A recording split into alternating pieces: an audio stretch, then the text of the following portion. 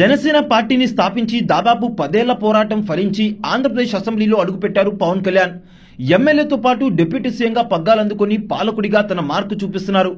పవన్ రాజకీయ జీవితంలోనే అత్యంత కీలక దశలో ఉన్నారు.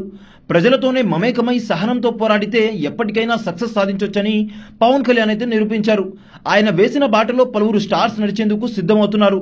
పవన్ సక్సెస్ దేశవ్యాప్తంగా చర్చనీయాంశం అవగా ఏకంగా బాలీవుడ్ బిగ్ బి అమితాబ్ బచ్చన్ నోటి వెంట జనసేనాని ప్రస్తావన వచ్చింది. ఆ వివరాల్లోకి వెళ్తే, ఈసారి ఎట్టి పరిస్థితుల్లోనూ పార్టీని అధికారంలోకి తీసుకురావాలని సంకల్పించిన పవన్ కళ్యాణ్ వ్యూహాత్మకంగా అడుగులు వేశారు. వారాహి యాత్ర, జనవాణి కార్యక్రమాలతో ప్రజల్లో మమేకమయ్యారు. ఏపీ స్కిల్ డెవలప్మెంట్ స్కామ్ లో చంద్రబాబును వైఎస్ జగన్ ప్రభుత్వం అరెస్టు చేయడంతో రాజమండ్రి సెంట్రల్ జైలులో తెలుగుదేశం అధినేతను పరామర్శించారు. జైలు నుంచి బయటకు వస్తూనే ఇకపై టీడీపీతో కలిసి జనసేన సాగుతుందని పొత్తు ప్రకటన చేశారు. 50 నుండి 60 స్థానాలు ఇవ్వకుంటే పొత్తు వద్దని కుల పెద్దలు హెచ్చరించినా పవన్ కళ్యాణ్ పట్టించుకోలేదు.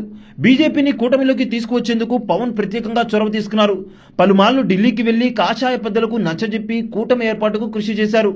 ఒకానొక దశలో బీజేపీ అడిగినన్ని సీట్లు ఇవ్వడం కోసం చివరికి తనకు దక్కిన స్థానాలను కూడా వదులుకొని త్యాగం చేశారు పవన్ కళ్యాణ్. తన అభిమానులు కాపు సామాజిక వర్గం ఓట్లను గంపగుత్తుగా కూటమికి తరలించడంలో పవన్ సక్సెస్ అయ్యారు. తను ఎమ్మెల్యేగా గెలవడంతో పాటు జనసేన నుండి పోటీ చేసిన 21కి 21 స్థానాల్లో గెలిచి అరుదైన ఘనతను సొంతం చేసుకున్నారు. చంద్రబాబు కేబినెట్ లో డిప్యూటీ సీఎంగా 6 కీలక శాఖలకు మంత్రిగా పవన్ కళ్యాణ్ బాధ్యతలు చేపట్టారు. టగ్ ఆఫ్ వార్ మధ్య ఎన్డీఏ తిరిగి అధికారంలోకి రావడంతో పవన్ కృషి ఉందని గ్రహించిన ప్రధాని నరేంద్ర మోదీ ఆయన్ను తూఫాన్ అంటూ ప్రశంసించారు. ఈ నేపథ్యంలో దిగ్గజ నటుడు అమితాబ్ బచ్చన్ హోస్ట్ గా వ్యవహరిస్తున్న కౌన్ బనేగా కరోడ్పతి షోలో పవన్ గురించి ప్రశ్న వచ్చింది.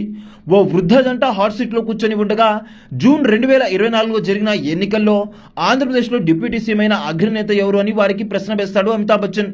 ఆప్షన్ ఏగా పవన్ కళ్యాణ్, బిగా చిరంజీవి, సిగా నాగార్జున, డిగా నందమూరి బాలకృష్ణ అనే పేర్లు స్క్రీన్ పై కనిపిస్తాయి. ఈ క్వశ్చన్ కి ఆన్సర్ కోసం ఆ జంట ఆడియన్స్ ఫోన్ ఎంచుకోగా 50% మందికి పైగా ఓట్లు పవన్ పేరుకు వస్తాయి. ఇది రైట్ ఆన్సర్ అని చెప్పిన అమితాబ్ మీరు 1,60,000 రూపాయలు గెలుచుకున్నారని ప్రకటిస్తాడు.